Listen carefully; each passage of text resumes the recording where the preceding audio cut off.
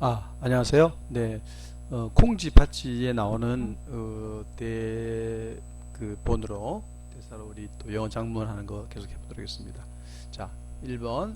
하지만 매일 밖에서 일하는 아버지는 콩지가 구박당하는 것을 몰랐습니다라는 이 표현을 어떻게 영어로 옮길까? 자, 가장 중요한 것은 제일 먼저 생각해야 되는 것은 주어와 동사를 잡아야 됩니다. 그죠? 주어는 아버지는 몰랐어. 그러니까 아버지가 아버지는 몰랐습니다 라고 먼저 적어주고요. 근데 아버지를 꾸미는 말 이제 정하면 되죠. 매일 밖에서 일하는, 그러니까 매일 밖에서 일하는 이 부분이 아버지를 꾸며주는 식으로 해면 되죠. working outside every day. 이때는 우리가 분사를 사용한 거죠. 그죠? 분사. 물론 관계대명사를 사용해서 her father who worked outside every day 이렇게 해도 되겠죠. 그죠? 그러니까 이 working이라는 이 부분이, 그죠? 이 부분이 who worked 이렇게 해도 되고, 관계대명사로 who 수식으로 선행사 her father를 꾸며주는 걸 하느냐, 그냥 형용사의 성격을 띠는, 그죠, 분사를 사용해 가지고 이 her father를 꾸며주냐, 그런 선택하기 나름입니다. 어느 것이 더 낫다고 이렇게 말할 수는 없습니다. 그리고 이제 몰랐다라는 동사가 나왔고요. 지금 이제 몰랐는데 그 모르는 내용이 이제 목적어가 되는데, 그 모르는 내용이 지금 주어 동사로 된 문장으로 되어 있는 거죠. 그죠? 이게 콩지가 구박당하는 걸 몰란 거죠. 그때 이제 사용하는 것이 우리가 접속사 that을 사용하는 겁니다. 이 부분입니다. 접속사 that, 이 부분을 사용하는 거죠. 그죠? 그래서 우리가 항상 주어와 동사로 되어 있는 일부분을 문장에서 다시 주어나 동사나 목적으로 사용하고 싶을 때 하는 것이 바로 접속사 that을 사용하는 부분. 이 부분을 우리가 회화할 때 굉장히 많이 활용하면 좋습니다. 그 부분을 해서 그러면은 But her father working outside every day did not know that 공지 has been ill-treated. 구박하다는 ill-treat 또는 persecut라는 단어를 쓰면 되니까요. 그렇게 하면 1번의 문장이 완성이 되었습니다.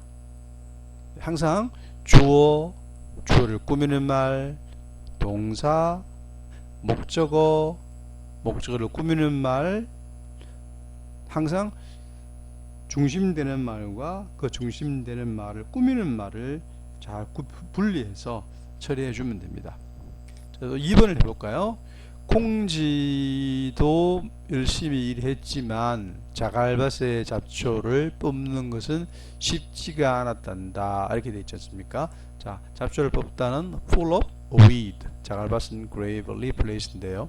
자, 우리 한글 표현에 자갈밭의 잡초를 뽑는다라는, 거기에서 지금 그 뽑는다라는 그 동사의 주어가 한글로는 지금 분명히 명시가 되지 않았죠. 그죠? 그러니까 뭐뭐 하는 것은 쉽지 않았다 했으니까, 이럴 때는 우리가 많이 배운 가주어, 진주어, 의미상의 주어를 사용하면 가장 편리합니다.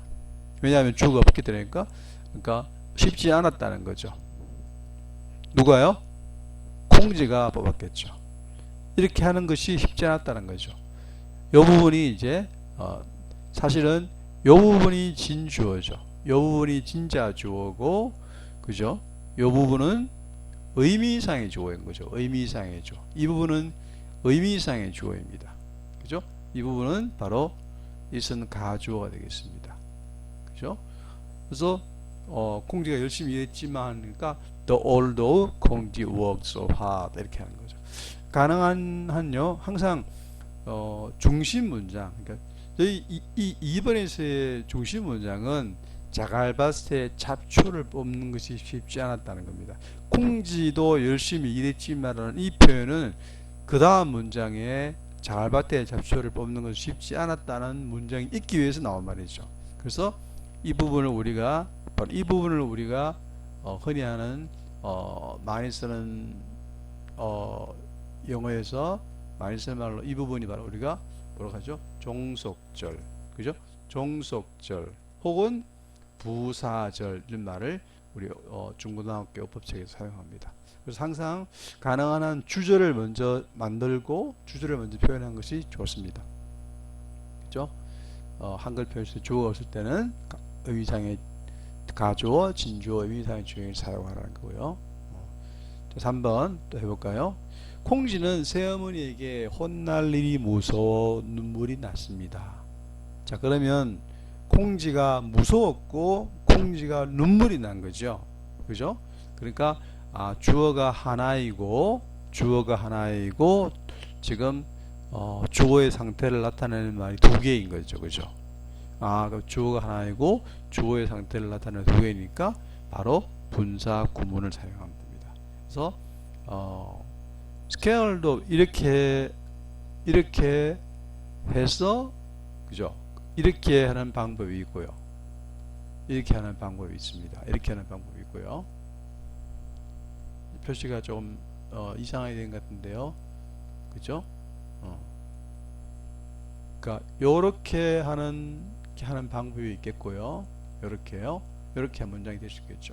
그러면 지금 요 부분이 주절이고요. 요 부분이 종속절인데 being이 사실 생략되어 있는 거죠. being이 이럴 때 생략할 수 있습니다. being이 생략된 겁니다. 왜 생략할 수 있나 그러면 사실은 being scaled라는 일종의 수동태 관용지 표현이기 때문에 scaled 됐다는 의미입니다. 그죠?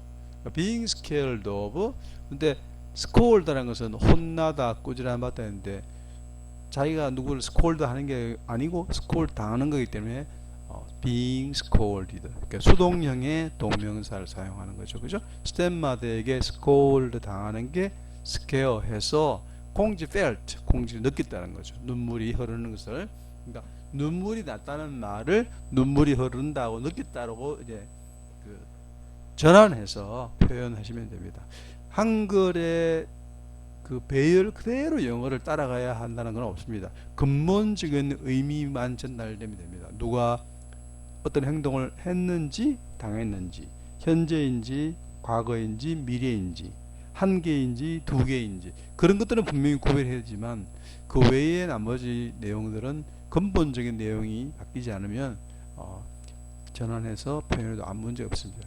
그렇게 하거나 아니면요 오히려 이렇게 해도 돼요. 그죠? feeling 오히려 이렇게 해도 되는 거죠. feeling the tears came into her eyes 이렇게 하고 그죠? 이렇게 하고요. feeling the eyes 하고 이제 여기서는 콩쥐 felt 이렇게 해야 되겠죠. 네. 표시를 해볼게요. 요렇게 해서 콩쥐 felt 이렇게 해도 됩니다. 이렇게도 할 수 있다는 겁니다. 그러니까 가능한 종속절을 분사 구문화하는 게 좋지만 반드시 그렇게 해야 된다는 것은 없습니다. 그죠? 자, 항상 다시 한번 정리해 드리겠습니다. 영어 작문을 할 때 첫 번째 한글에 나열된 것을 가지고 영어로 만들려고 하지 말라는 거죠. 한글에 나열에 얽매이지 마라.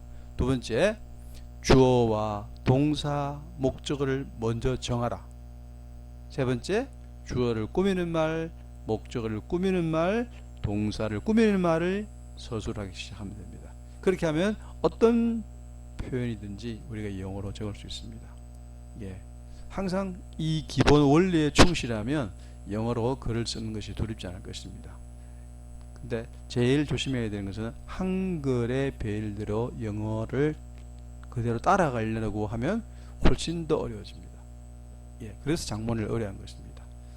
콩쥐 팥쥐로 하는 영어 작문 오늘은 여기까지 하겠습니다. 감사합니다.